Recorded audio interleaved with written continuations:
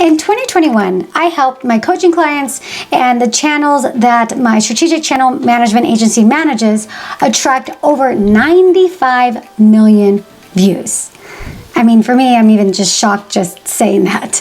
It was a record for me and my agency and was definitely a banger year for many of my clients. So how exactly did I do this? Well, in this video, I'm gonna be sharing with you the best of the best YouTube strategies, growth tips, and hacks that I implemented that helped myself and my clients get 95 million views in 2021.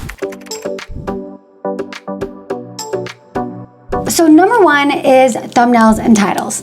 Everybody knows how important thumbnails and titles are. This isn't new. I've talked about it in so many different videos, so that's not new. One thing that I really leaned into in 2021 is ensuring that the titles and the thumbnails complement each other. So let me break it down for you.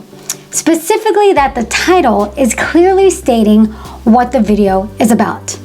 And the thumbnail, when using text in the thumbnail, you don't always have to use text, is extrapolating something very interesting or provocative about the topic. For example, I'm gonna show you a couple videos that I worked on. And all the videos that I'm sharing with you performed very well and got a lot of views.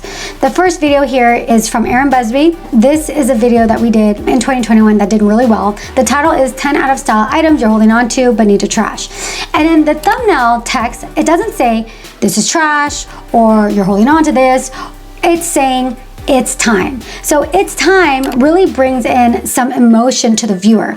Like, oh no, is it time? Is it time for me? Does it mean I need to give up these things?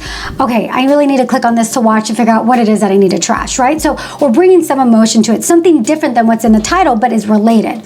The next video here is from Kiva Brent, and the title for her video is 8 ugly home decor items in your home that need to go. And the thumbnail says, throw these away. The text on the thumbnail is reiterating the idea that these are items that need to be thrown away. And a lot of times the end of the title doesn't always get shown on YouTube. So the viewer is definitely seeing 8 ugly home decor items and the thumbnail is saying throw these away. So I know for a fact that viewers seeing 8 ugly home decor items and throw these away. And throw these away is complementing the idea of these ugly items. And you're thinking, oh no, what are these items? Do I need to throw these away? What is it? So it adds that layer of emotion that will hopefully get someone to click. Now this video from Love Stories TV, it's a channel that my YouTube agency runs, and the title is Groom Gets the Most Heartbreaking Surprise of His Life at His Wedding. And the thumbnail says his story will bring you to tears. So you know that the groom is getting some kind of surprise. We know that it's a very emotional surprise. It's not just like, oh yeah, wow, look at that great dress, right? It's something that is incredibly emotive and will bring you to tears. So as you can see in these examples, the words on the thumbnail are not simply repeating what is in the title. It's adding a new emotional layer, adding something provocative, or in other words, clickable.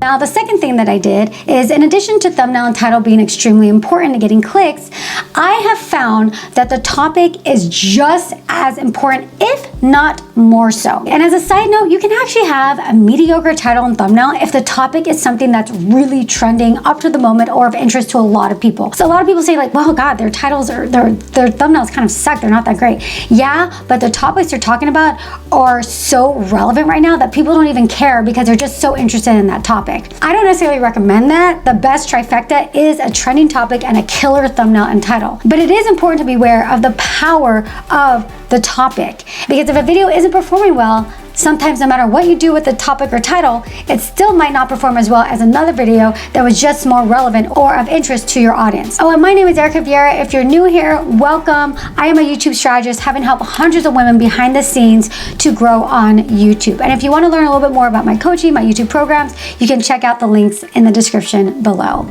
And don't forget to like the video if you're enjoying it. Number 3 strategy that I employed in 2021 was shorts. 2021 was the year of the YouTube short. YouTube introduced the beta version of shorts in India in the fall of 2020. And in March of 2021, every single person had access to creating and watching shorts. But a lot of creators that have been on YouTube for a while, that are used to creating long form video, they're like, oh great, now I have to create shorts. And YouTube is out there creating videos and pushing creators to do these shorts, or you gotta do shorts.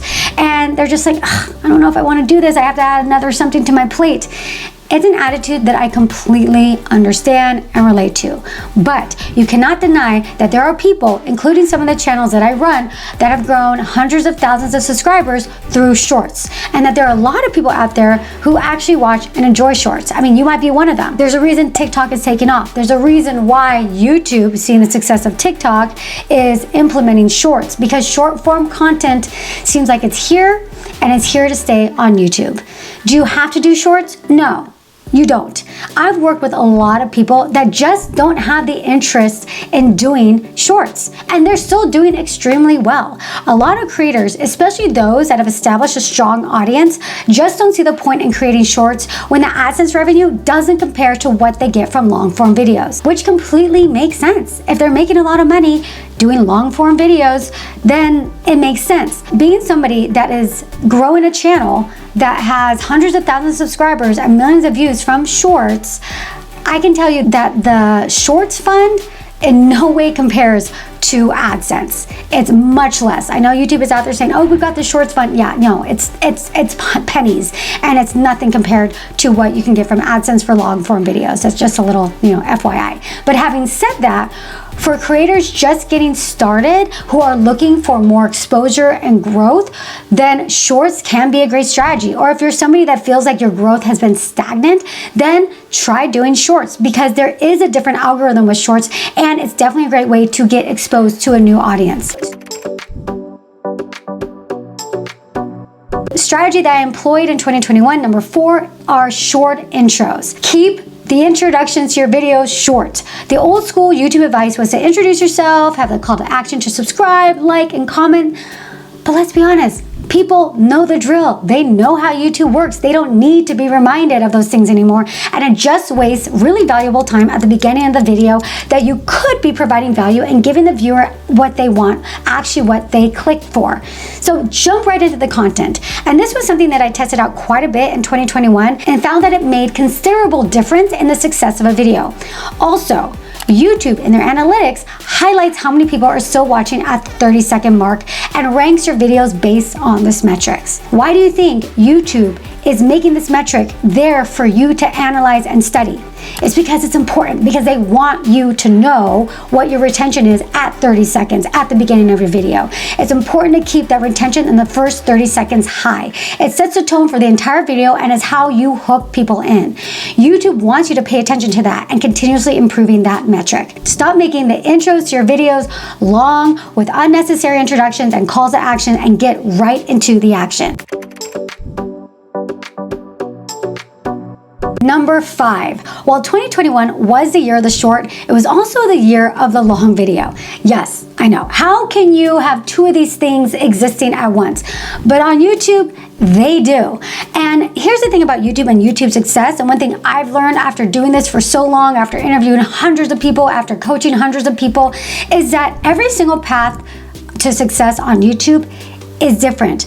Are there best practices? Yes, we all know what those are. However, people have different paths to achieving massive success. Some people can be very successful with long form videos. Some people can be very successful with short form videos. It doesn't mean you have to do both. And it doesn't mean you're best suited for everything on YouTube. There's a lot of different ways to grow on YouTube. That doesn't mean you have to do all of them. You just need to do the one that fits best with your style, with your personality. I also think that's why some creators are at odds with both of these types of content, both short and long form, because they are just so different from each other. And some people will naturally gravitate towards creating short content and other towards long form content. And I want you to feel okay with only focusing on one, if that brings you joy, because if it doesn't, you'll be struggling and competing against people that really do enjoy making short form content or long form content. I'm always of the belief that you need to lean into doing what you enjoy, what you love, and what inspires you, because that's when magic is made. Going against what you want to do typically results in subpar content and burnout. So back to this idea of longer videos. If you do plan on doing long form videos, your goal is to make the video as long as possible while still keeping a high retention. One way to really grow on YouTube is to accumulate massive amounts of watch time. And creating longer videos while still keeping a 40%, 50%, 60% plus retention can really rack up the watch time, letting YouTube know that this video is engaging to people and therefore resulting in getting pushed out in the algorithm. Some of my clients that I worked with, I advise them to make their videos longer. And we were able to do that while also keeping the retention high. And we saw a huge boom in views and subscribers. And this is some people that had hundreds of thousands of subscribers, people that have been on the platform for a long time. When we made this switch and we did a bunch of tests to ensure that retention was high, we saw a huge boost. Long videos are still very much a thing on YouTube and a strategy worth trying out. So 95 million views. 2021 was quite the year for YouTube, and just to recap here, the 5 main strategies that I employed that helped me achieve that. Number 1 are thumbnails and titles that are related and not exact. Number 2 is the topic of the video and the importance of the topic of the video. Number 3 are YouTube shorts. Number 4 are keeping the introductions to your video short, and number 5 are long form videos. So what about you? Did you learn any strategies in 2021 that helped to blow up your channel? Let me know in the comments, and if you're new here, make sure you subscribe, like the video. I hope you enjoyed it, and I will see you in the next one. Mwah.